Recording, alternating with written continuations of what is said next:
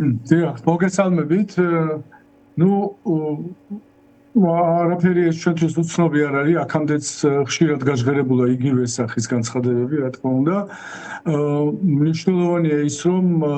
აი მე-20 პაკეტთან დაკავშირებით, რა თქმა უნდა, ნამდვილად არის შეტანილი, ეს ვთქვათ, განსახილველ ნუსხაში, აი ეს ვთქვათ, სასანქციო სიებში ყულების ტერმინალი, მაგრამ ესე ვთქვათ, დასანქცირდება თუ არა, ნუ მთლიანად ტერმინალი არ დასანქცირდება ნებისმიერ შემთხვევაში, მაგრამ შესაძლებელია, რომ მოხდეს მისი შეზღუდვა, ვთქვათ, მისი ბიზნეს საქმიანობის, განსაკუთრებით ევროპულ კომპანიებთან, ევროპულ კომპანიებს შეიძლება ვთქვათ, რაღაცნაირად შეექმნას ბარიერები ამ ტერმინალთან ურთიერთობის, მაგრამ ისიც ამაზეც არის საკმაოდ მნიშვნელოვანი დავა.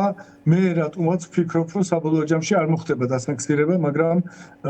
პოლიტიკურად ეს რაღაც გაფრთხილება იქნება, რა თქმა უნდა, რომ უფრო მეტი ყურადღება მიაქციონ საქართველოს ხელისუფლებამ იმას, რომ ამ ტერმინალიდან არ მოხდეს დარღვევა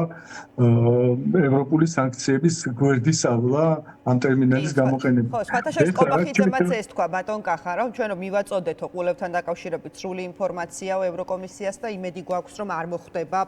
ამ პაკეტში საქართველოს ოცნების პრემიერსაც ესეთი განწყობები აქვს. კი ბატონო, თავად ევროკავშირში არ უნდათ, რა თქმა უნდა, ამ ტერმინალის და რაღაცნაირად დაზიანება, არა მარტო იმიტომ, რომ ვთქვათ, ეს არის საქართველოს ტერმინალი, არამედ იმიტომაც, რომ აქ, რა თქმა უნდა, აზერბაიჯანის მფლობელობაში არის ტერმინალის უმეტესი ნაწილი, ხო? და თავისთავად აქ თავად ევროპული ინტერესებიც არის ჩართული, ანუ აქ ძალიან ესე ვთქვათ, რთული მდგომარეობა, მაგრამ ნებისმიერ შემთხვევაში ევროპული სანქციების გვერდის ავლა უნდა შეიზღუდოს და უნდა შეჩერდეს, ამაზეა საუბარი. რაც შეეხება, ვთქვათ, საქართველოს მიმართ საუბარს, რომ მას რაც ლატვიის, ვთქვათ, წარმომადგენელმა განაცხადა, თავისთავად ამაზე ხშირად საუბრობენ და განსაკუთრებით ბალტიისპირეთის და აღმოსავლეთ ევროპის, ვთქვათ, პოლიტიკური პოზიციები ჩვენ კარგად ვიცით, ვარშავის და სხვა ქვეყნების აღმოსავლეთ ევროპაში, ისინი ბევრად უფრო რაღაც ისეთი ძალიან ხისტად აყენებენ, თქვა, დემოკრატიის უკუსლის საკითხებს საქართველოში ამ მიმართულებით, რადგანაც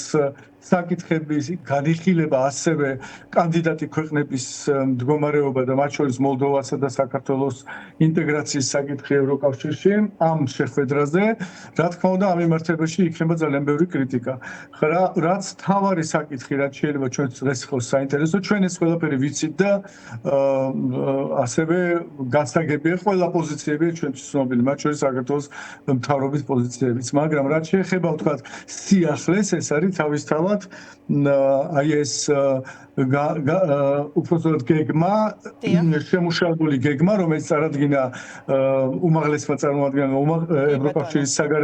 საგარეო პოლიტიკის უმაღლესმა წარმომადგენელმა კაია კალასმა მინისტრებისთვის, რომელშიც საუბარია აი ევროპის უსაფრთხოების არქიტექტურაზე, უკრაინის ცეცხლის შეწყვეტის შესახებ შეთანხმების როგორც პირობები, ვთქვათ, ამის პირობები და მათში გათვალისწინებულია ყოველ შემთხვევაში ევროპის პოზიცია, რომ უნდა მოხდეს რუსეთის ესე ვთქვათ, ძალების შეზღუდვა ევროპაში და განსაკუთრებით ოკუპირებული ტერიტორიებიდან გაყვანა, იმიტომ რომ ეს გრძელვადიანი მშვიდობისთვის და გრძელვადიანი სტაბილურობისთვის და ევროპული არქიტექტურის მართლა მდგრადობისთვის აუცილებელია, რომ რუსეთმა უარი თქვას აი თავის აგრესიულ პოლიტიკაზე ყველა მიმართულებით და მათ შორის ნახსენებია საქართველოს და ნახსენებია მოლდოვაც, ხო? ეს არის ალბათ ძალიან მნიშვნელოვანი, უმნიშვნელოვანესი, რომ ევროკავშირს გააჩნია ესეთი ძალიან ხისტი დამოკიდებულება, ჩვენ როგორც ხედავთ, რომ ჩვენი ხელისუფლება მთავრობა პრაქტიკულად არ აქტიურობს ამ მიმართულებით. მე არ მახსოვს ბოლო ხანებში რაიმე სახის მოთხოვნა მართლა წაყენებული რუსეთის მიმართ, რომ არ კმარა ის, რომ თქვა, ჩვენ ვაღიარებთ, რომ ოკუპირებულია ჩვენი ტერიტორია. არა, ჩვენი მხრიდან არ არის პროტესტი და არ არის რაღაც მოთხოვნა და არ არის ზეწოლა რუსეთზე, არანაირი, რომ გაიყვანონ მათ ჯარი იქიდან, მაგრამ მაგრამ ეს ზეწოლა მოდის ევროპიდან როგორც ხედავთ და ეს არის ძალიან მნიშვნელოვანი. რაც შეეხება ამას თვითონ ამ მიდგომას, ეს საერთოდ არის ნორდიკული მიდგომა, ეგრეთ წოდებული, ანუ უფრო ესტონეთის, ბალტიისპირეთის ქვეყნების, მათ შორის ნორდიკული ქვეყნებისაც არა მარტო ვთქვათ, ბალტიის რეგიონის ქვეყნების შეიძლება ვთქვათ, ძირითადად ინიციატივები, მათ შორის პოლონეთისაც, რომ აი ესე იქნას კომპლექსურად იქნას განხილული ეს საკითხი, ამაზე დიდი ხანია ისინი ლაპარაკობენ, მაგრამ ეხლა ძალიან კონკრეტული უკვე წინადადებები შეიტანეს ამასთან დაკავშირებით. აქვე უნდა აღვნიშნოთ, რომ საფრანგეთის და გერმანიის პოზიცია ამ მიმართულებით არის უფრო ფრთხილი, ანუ ისინი ფიქრობენ, რომ ჯერ უნდა შეჩერდეს ცეცხლი, ჯერ უნდა მოგვარდეს ვთქვათ კონფლიქტი რუსეთსა და უკრაინას შორის და მერე უნდა ვილაპარაკოთ უფრო ფართო საკითხებზეო, ანუ მათ შორის საქართველოს და მოლდოვაზეო, თუმცა აი ბალტიისპირეთის ქვეყნები არიან ძალიან ხისტად აი ამ პოზიციაზე და მათ შორის კაია კალასიც როგორც ხედავთ და მისი უწყება იზიარებს ამ პოზიციას, იმიტომ მიიღეს ესეთი მიდგომა. კი ბატონო, სხვათა შორის ესე ვთქვათ ძალიან ისეთი იყო კონსტრუქციულიც კობახიძე, როდესაც ამ საკითხთან დაკავშირებით დაუსვეს კითხვა ბატონ კახა და მანაც ესე თქვა, რომ განსხვავებით სხვა განცხადებებიდან, რომელიც უკავშირდება თუნდაც პერსონალურად ბატონ კაია კალას ან სხვა ევროპელ ლიდერებს, აქ კობახიძემ თქვა, რომ ჩვენო ვაფასებთ ევროკავშირის მხრიდან საქართველოს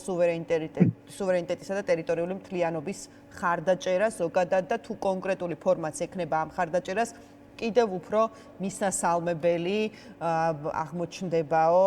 ესეთი იყო განსხვავებით ქართული ოცნების სხვა წარმომადგენლებისგან, რომელიც პირდაპირ თავს ესხმოდნენ მაგალითად კაია კალას. უფრო კონსტრუქციული გამოდგა კობახიძე. ყოველ შემთხვევაში ამ კომენტარიდან ეს ჩანს, არ ვიცი. თქვენ რა სიტყვით? კი, დიახ, რა ვიცი რა უნდა ვთქვა, აქ რა თქმა უნდა, ამ შემთხვევაში კობახიძის ესე ვთქვათ, პოზიცია იყო ერთადერთი შესაძლებელი. ყველა თვალსაზრისით პოლიტიკურად წამგებიანი იქნებოდა, არაფერი რო არ ვთქვათ იმაზე, რომ მართლა ხა საბოლოო ჯამში თუ რაიმე პასუხისგებლობა გააქვს ქვეყნის წინაშე, როგორი მართველიც არ უნდა იყო და რა სახის თავრობასაც არ უნდა მართავდე, სხვა გზა არა გაქვს, რომ არ აღიარო, რომ ესეთი წინადადება ევროპიდან არის უბრალოდ როგორც აი ღმერთისგან რაღაცა აი ესე ვთქვათ, ციდან რაღაც ჩამოსული ძალიან მნიშვნელოვანი რა ვიცი ბენეფიტი, რა ვიცი, რაღაცა, რომელიც არ შეიძლება რომ არ მიიღო და არ შეიძლება მადლიერებით არ მოიხსენიო. რაც შეეხება დანარჩენებს, ახლა უბრალოდ გასაგებია, რომ საქართველოში ხო იერარქიულია მართვა, ხო?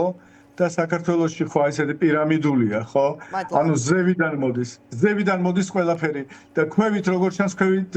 ბოლომდე არ იყო ჩასული და არ იყო გარკვეული სიტუაცია რა უნდა ეთქვათ და როგორ უნდა ეთქვათ. და ელოდებოდნენ, ეხლა სხვა მესიჯები წავა დარწმუნებული ვარ, მასმე რაც კობახიძემ ეს თქვა. კი ბატონო. დიდი მადლობა ბატონ კახა იმისთვის, რომ დაგვეთმეთ და მიიღეთ გადაცემაში მონაწილეობა.